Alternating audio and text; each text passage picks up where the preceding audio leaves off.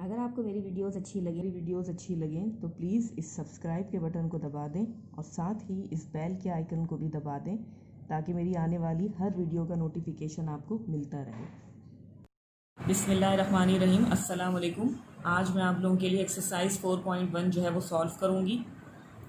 ये एक्सरसाइज जो है वो बेसिकली आप लोगों को जो है वो MCQs के हवाले से थोड़ी सी जो है वो हेल्प करेगी। अदरवाइज़ वैसे इसका जो है वो कोई ऐसा ख़ास पर्पस नहीं है, इससे रिलेटेड कोई ऐसे क्वेश्चंस नहीं है जिनको आपको सॉल्व करना पड़ेगा। ये सिर्फ MCQs के हवाले से थोड़ी सी एक्सरसाइज इंपॉर्टेंट है। चंद एक चीज़ें इसके अंदर ऐसी हैं जो आपको पता होनी चाहिए, जिसकी मदद से आप जो है वो MCQ सॉल्व कर सकते हैं। और मेरे पास रिक्वेस्ट भी आई थी इसकी, इसलिए मैं आप लोगों को जो है उसको एक्सप्लेन करूँगी। तो चलिए वीडियो को स्टार्ट करते हैं।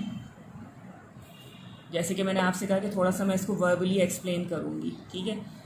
तो देखिए बुक के अंदर ही आ जाइए। क्वेश्चन नंबर 1 है आपके पास, separate polynomial rational and irrational expression in the following, ठीक है। उसके बाद आपके पास यहाँ पे कुछ जो है वो सवाल दिए हैं, ठीक है। आपने सिर्फ इनमें से ये जो 9 पार्ट्स यहाँ पे दिए हैं, आपने सिर्फ और सिर्फ इनमें से जो है वो पॉलिनोमियल रैशनल और इर्रेशनल एक्सप्रेशंस को जो है वो अलग अलग करना है, बताना है कि इसमें से कौन सी पॉलिनोमियल है, कौन सा रैशनल है और कौन सा इर्रेशनल एक्सप्रेशन है, ठीक है।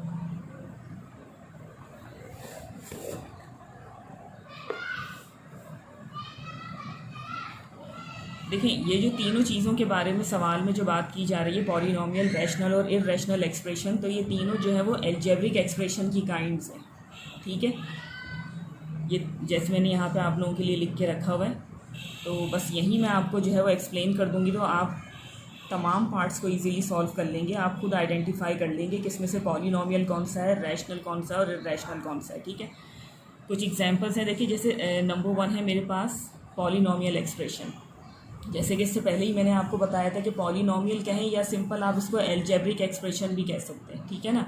क्योंकि देखिए अलजेब्रिक एक्सप्रेशन होता क्या है, collection of constant and variable joined by fundamental operations like plus, minus, divide, multiply, ठीक है।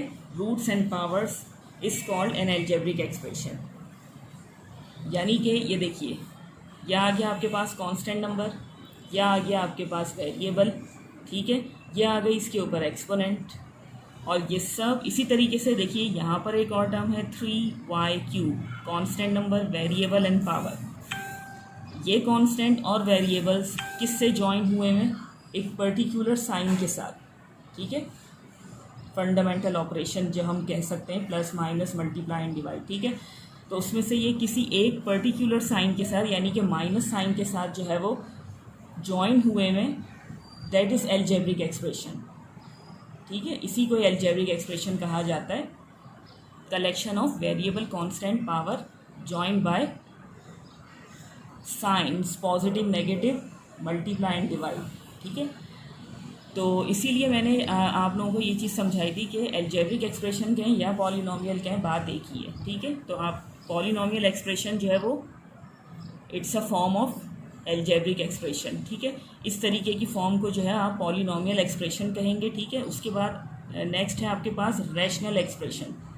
तो देखिए रैशनल, और एक चीज़ देखिए आप यहाँ पर पॉलिनोमियल एक्सप्रेशन जब आप देखेंगे तो आप यहाँ पे ये चीज़ नोट करिएगा कि ये जो एक्सपोनेंट आपको नज़र आएगा या ये जो पावर आपको नज़र आएगी, ये पावर जो है वो नॉन नेगेटिव होनी चाहिए, मीन्स पॉजिटिव होनी चाहिए, ठीक है।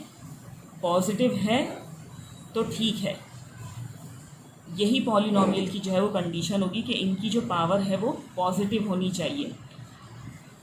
इसके बरक्स देखें, अगर रैशनल एक्सप्रेशन की हम बात करें तो यहाँ पर आपको y प्लस 1/y, यानी कि अगर वेरिएबल है यहाँ पर कोई, तो वो जैसे देखें इस टर्म में आपके पास सिंपल y है, ठीक है। और अगर नेक्स्ट की हम बात करें तो यहाँ पर आ रहा है 1/y, यानी कि अगर देखें मैं इस y को ऊपर लेकर आती हूँ, ये देखिए 1/y है, अगर ये ऊपर आ जाएगा तो क्या हो जाएगा, ये देखिए y की पावर इस वक्त यहाँ पर क्या है, +1, ऊपर आएगा तो ये क्या हो जाएगा, -1, ठीक है। तो देखिए यहीं पे ही आपको जो है वो फ़र्क समझ में आ रहा होगा कि इसको पॉलिनोमियल एक्सप्रेशन हम कह रहे हैं पॉजिटिव पावर से, और यहाँ पर पॉजिटिव पावर नहीं होगी। जो अगर वेरिएबल यहाँ पर होगा तो वो 1 के अपॉन में होगा। अगर 1 के अपॉन में या किसी नंबर के अपॉन में वेरिएबल है तो आप उसको ऐसे भी समझ सकते हैं कि ये रैशनल एक्सप्रेशन है। ठीक है, ये छोटी सी ट्रिक्स हैं जो मैं आपको बता रही हूँ इन एक्सप्रेशंस को आइडेंटिफाई करने के लिए। ज़्यादा डीप में मैं नहीं जा रही हूँ यहाँ पर एक्सप्लेनेशन में। मैं आपको जो है वो कुछ ट्रिक्स हैं जिसकी मदद से आप इसको इजीली पहचान सकते हैं कि ये कौन सी एक्सप्रेशन है, तो वो मैं ट्रिक्स आपको बता रही हूँ। इसी तरीके से देखिए, जब इर्रेशनल एक्सप्रेशन की हम बात करेंगे तो यहाँ पे जो भी कोई वैल्यू होगी आपके पास विद इन रूट होगी, स्क्वायर रूट। ठीक है, तो भी आप इसको आइडेंटिफाई कर सकते हैं कि ये इर्रेशनल एक्सप्रेशन है।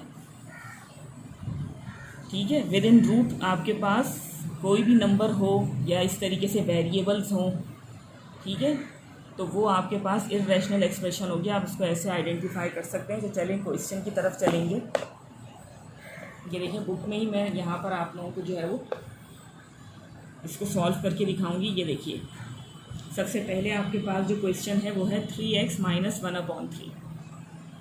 अब ये देखें, ये पॉलिनोमियल है, रैशनल है या इर्रेशनल है, ये आपको आइडेंटिफाई करना है। तो देखें, रूट में तो आपके पास कोई वैल्यू ही नहीं है, ठीक है, तो ये इर्रेशनल नहीं है।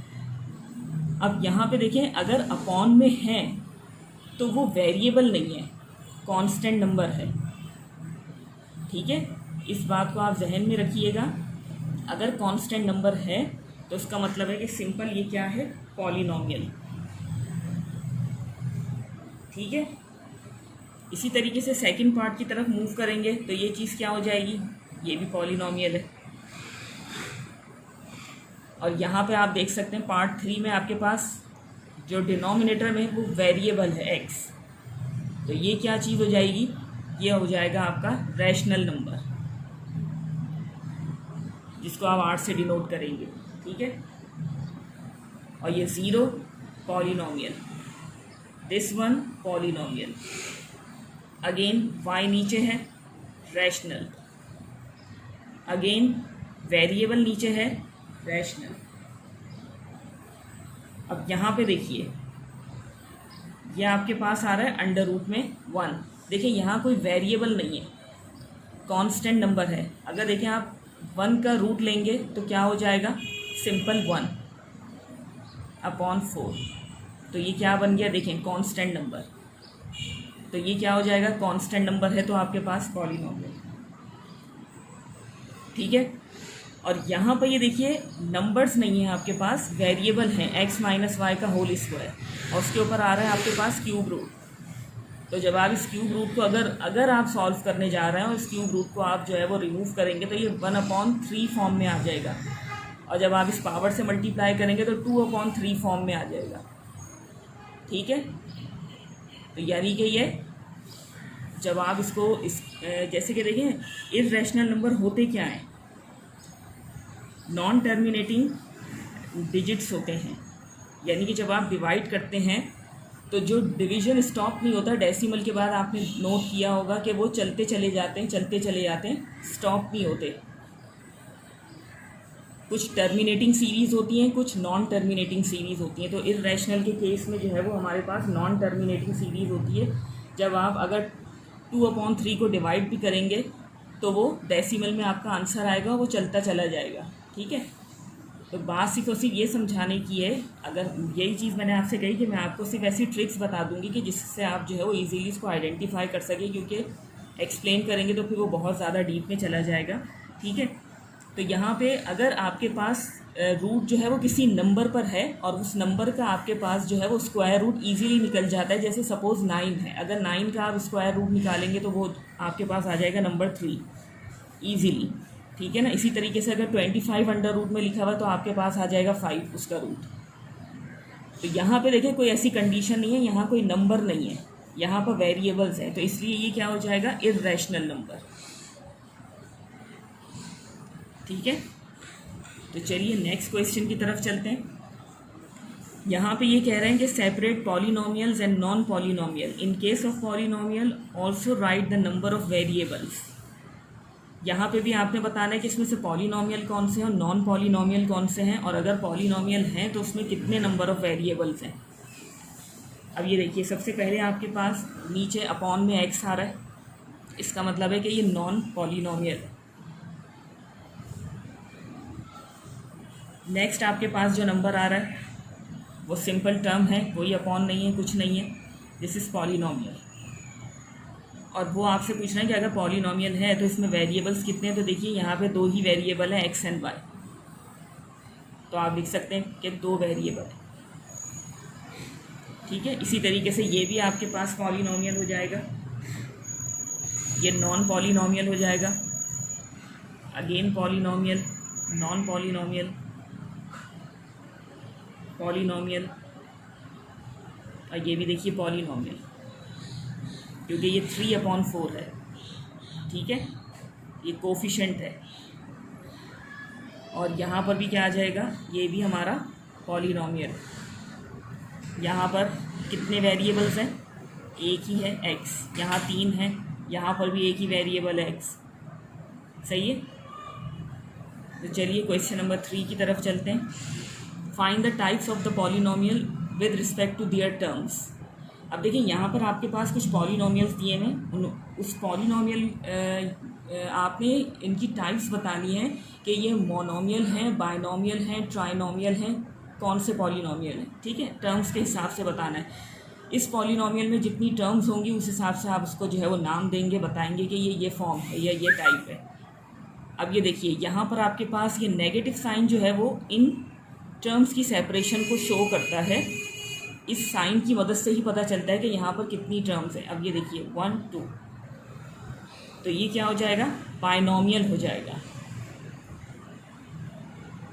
ठीक है, अब यहाँ पर आप आ जाएं, 2 टर्म्स हैं तो बाइनोमियल, सिंगल टर्म होगी तो मोनोमियल, 3 हों, इससे ज़्यादा हों तो फिर उस हिसाब से हम उसको नाम देंगे, 3 होंगी तो ट्राइनोमियल हो जाएगा। ठीक है, अब यहाँ पर ये देखें, आपके पास कांस्टेंट नंबर है 1/4, उसके बाद आ रहा है आपके पास 2x, उसके बाद आ रहा है +5।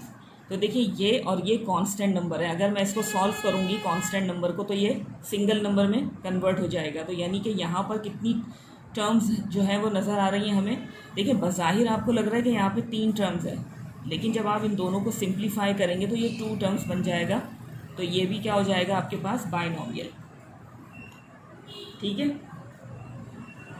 नेक्स्ट है आपके पास ये देखिए 1 2 3 ट्राइनोमियल। यहाँ अलग वेरिएबल है, यहाँ अलग वेरिएबल है, ये कांस्टेंट नंबर है। ये भी देखिए आपके पास 3 टर्म्स हैं ट्राइनोमियल, 2 टर्म्स हैं बाइनोमियल, सिंगल टर्म है मोनोमियल, सिंगल टर्म है मोनोमियल, और यहाँ पर आपके पास ए और बी है तो बाइनोमियल। ठीक है,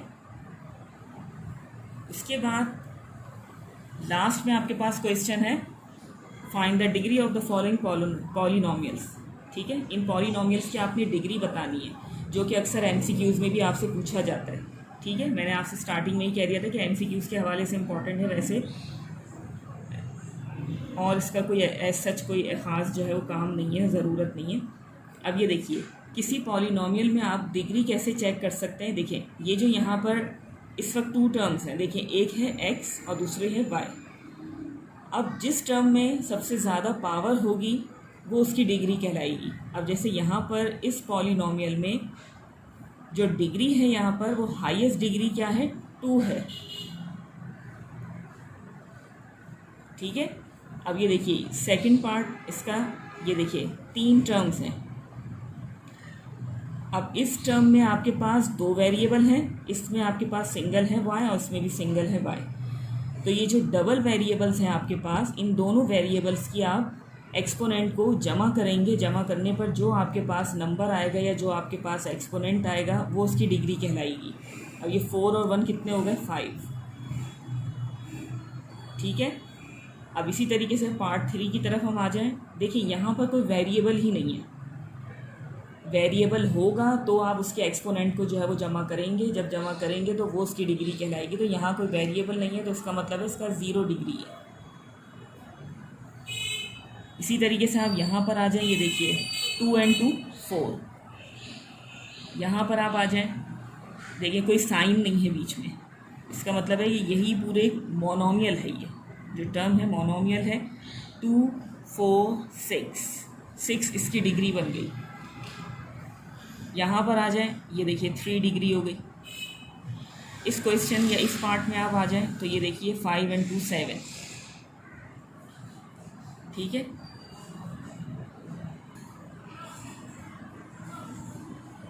ये देखिए ये क्या है आपके पास, ये पाए दिया हुआ है, ठीक है। इसकी सबको पता है कैलकुलेटेड वैल्यू होती है, यानी कि यहाँ पर भी कोई वेरिएबल नहीं है। इसको 22/7, ठीक है ना, ये इसकी जो है वो वैल्यू होती है। तो ये क्या हुआ, ये भी एक कांस्टेंट नंबर हो गया, तो इसलिए इसकी डिग्री क्या हो जाएगा 0। और यहाँ पर आप आ जाएं, ये देखें ये ऑलरेडी इसके ऊपर क्या है क्यूब रूट। अगर आप इसको थोड़ा सा सिंप्लीफाई करेंगे, यानी कि जब ये क्यूब रूट आप हटाएंगे तो क्या आ जाएगा 1/3, और ये 3 से कैंसिल हो जाएगा, ठीक है।